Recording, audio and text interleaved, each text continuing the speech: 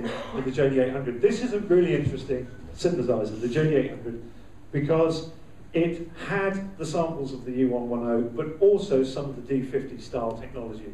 So it's interesting because by this stage, many musicians had given up and lost the will to live on creating their own sounds. They were now relying on presets only. Because the DX7, Yamaha DX7, was phenomenally difficult to program. Rumour has it, Dave Bristow and Brian Eno were the only two guys that could ever get programmed sound out of the DX7. And even the D50 was a lot more accessible, but still you had to know what you were doing with the D50. So a lot of musicians relying on presets. So the thinking here was, well, we'll give them D50 technology with and the sample technology from the U110, but we'll make it slide-tastic so that people can actually go in and actually easily edit the sounds that they want to edit. Believe it or not, as hard as it is to believe today, it wasn't a great success back then. I think people just wanted to rely on presets. So we stuck with presets. And in 1992, JV80 came along. This was the start of the successful JV series. What was interesting about the JV was it was completely expandable. We introduced a series of expansion cards, I think 20-odd expansion cards.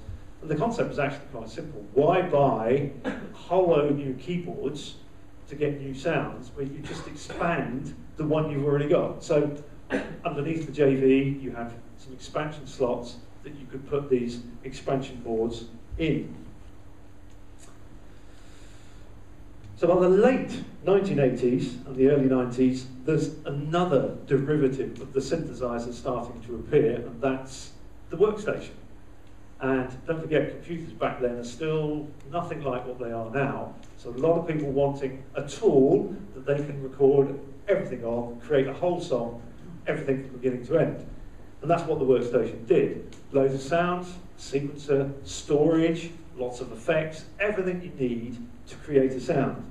And perhaps the most famous example of that is the Korg M1. And it was this product that eventually toppled the T50 from its crown. Roland's real entry into the workstation market came with the JV1000. I've lost the link on my on my iPad.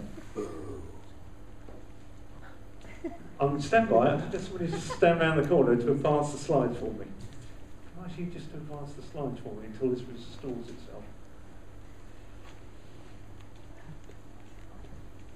Can I ask you just to advance the slides?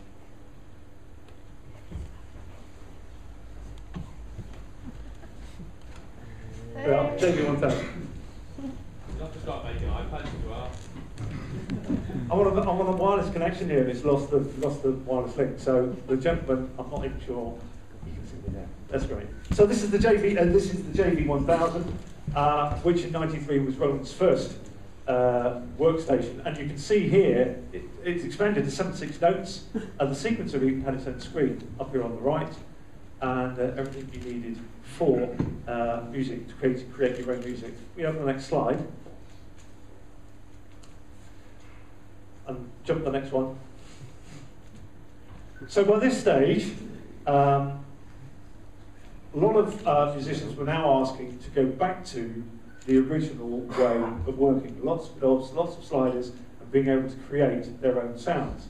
And rather go back to true analog synth, many manufacturers now are going down what was called the virtual analog route. So these are virtual emulations of analog synthesizers, and perhaps the earliest one to the market was the Nord Lead. But in 1987, Roland introduced the JV8000, which was our first true attempt at the virtual analog market. And this was remarkable for many things, but one in particular. Anyone give me an idea of what was particularly good about it? What's a super saw? Multiple saws detuned. Yeah, sort of. Yeah, it was lots and lots of sawtooth oscillators all on one. And it had this monster fat sound. And it really defined the sound of trance, anthem trance. If I asked my colleague just to press the button on the, might get sample.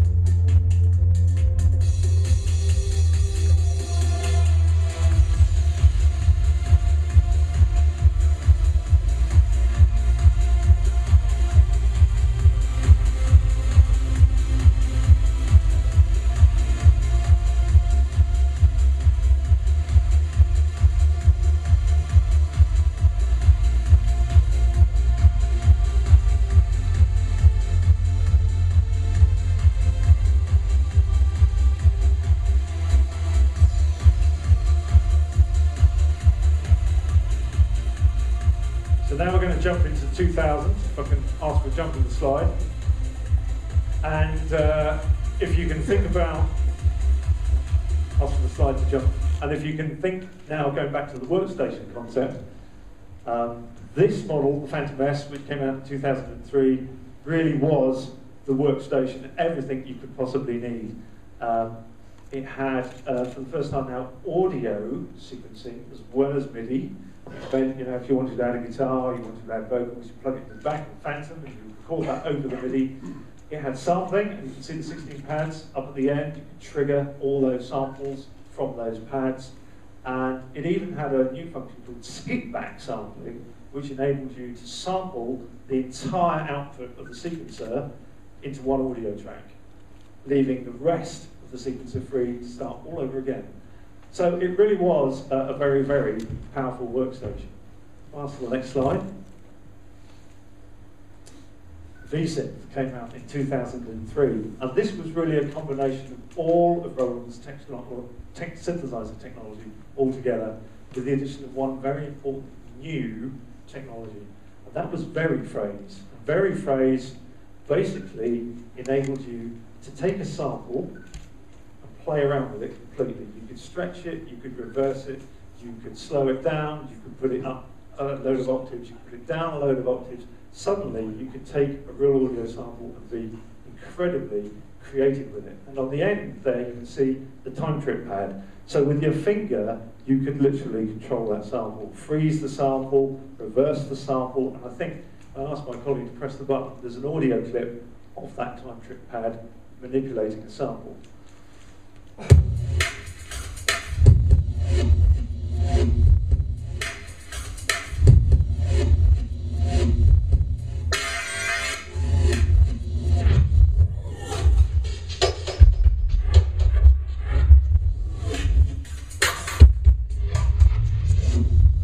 Wanted to build an instrument that was the very best in terms of acoustic sounds, and that's demonstrated and proved by the fact that the Jupiter 4, the SH-1000 all had orchestral sounds.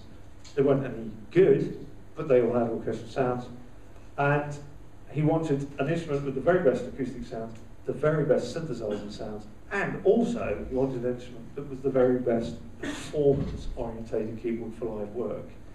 So now this is the keyboard really that finally technology has allowed him to build that instrument, and that's the Jupiter 80. So I'm going to ask Gareth to come back. Where is Gareth? Gareth is here, and Gareth's just going to demonstrate the Jupiter 80 for us. And if we're lucky, he might even do an A/B, just to demonstrate to you that the Jupiter 80 can do what the Jupiter 8 used to do. It's my pleasure to show this. I think it's an absolutely brilliant keyboard. It is a performance synth, the same as the Jupiter 8. And as Sean pointed out, the behaviour modelling and acoustic modelling does allow you to actually play these acoustic instruments, you know, to a point where, you know, they're pretty accurate. Every single acoustic instrument in it has its own behaviour modelling that reflects the right way for it. If I was to play an old trumpet kind of sound on this, let's switch the arpeggiator off. I'll switch it in unison mode actually, because it will sound warmer. I can basically, I can get close to an actual tone, but I don't have any of the behaviour modelling. If I was to do it on this instrument, everything basically has its own different controls. If I want to do a trill, I can add so many different things to it, which is all part of the behaviour modelling.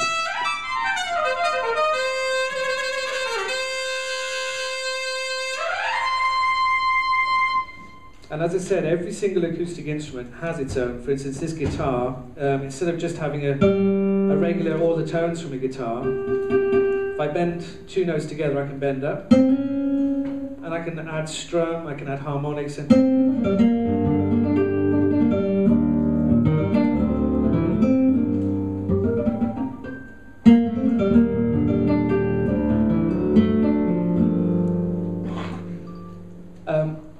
if I wanted to do A/B testing, as Sean pointed out, I've been lucky enough to have the Jupiter 8 for this past week.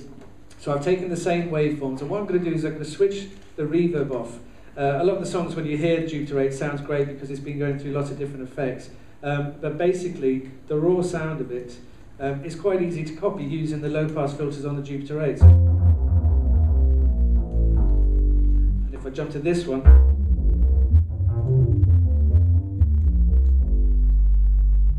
and it didn't actually take me that long to do it. The way I'm doing it, I'll show you in a second actually. I'll just move on to a couple of others. Another one I made, which was the brass, which is quite a well-known Jupiter 8 sound. And I'll switch it back and forth. I had a moving chair earlier, which was a bit easier. And the sound for this one is 43, so go.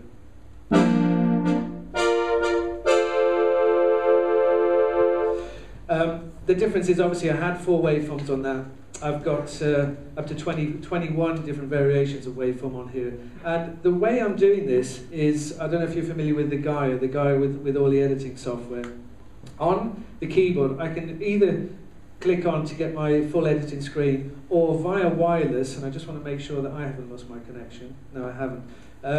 If we can switch, yeah. So basically you can see the 8 different layers that I've got here. I'm just going to use the one, which is synth 1, and show you how, we've lost, I'll come back on.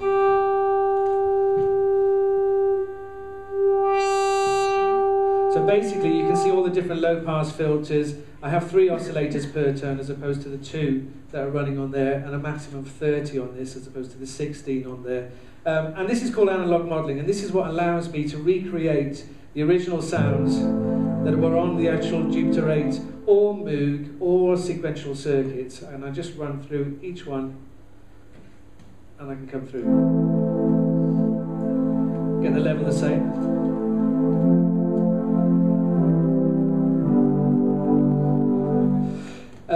And also I can do PCM keyboards as well. As Sean pointed out before, the D50, I'm not limited to just analog synth.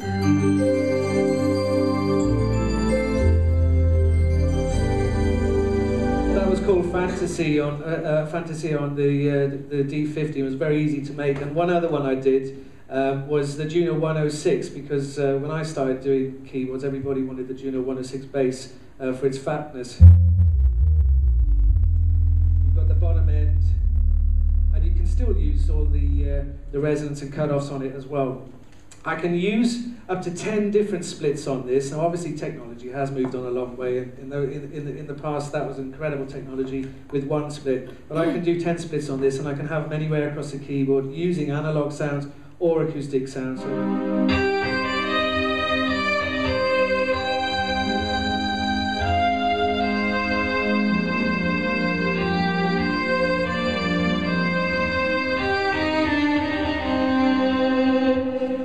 You've got a hell of a lot of control on the keyboard.